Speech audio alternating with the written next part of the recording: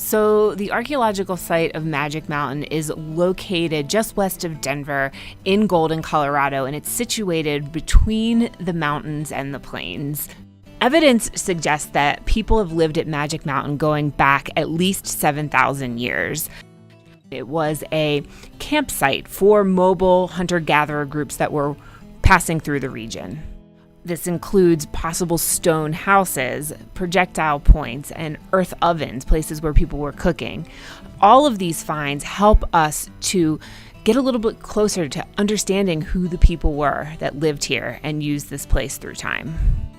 So not only is it really important for us to research the history of humans in Colorado and really start to understand what they were doing, how they were living, how they were using the landscape and interacting with their environment, but it's really, really important to share that with the public. Archaeology and anthropology, I wasn't even thinking on those terms. With these young people who have probably always dug around in the dirt one way or the other, they were now digging with a purpose. They were now becoming aware of how there is a relationship with history and the earth, and digging and finding evidence that not only had people lived there, but they thrived there. And they've left clues for them to embrace and clues for them to even share and actually sparked more interest and more enthusiasm about finding out more, even their stories.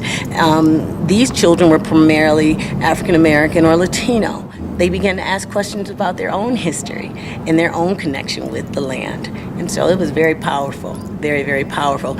In this space on the mountain, they could actually reflect, identify, and connect with people who were in this field that before they weren't even familiar existed. And so there was an opportunity to emulate what they saw in these professionals that were doing. That's exactly what they did.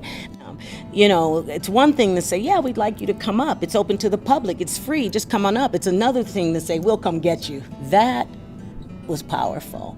And I think in that space, it afforded a community that knew you were here, but maybe didn't know you wanted them here.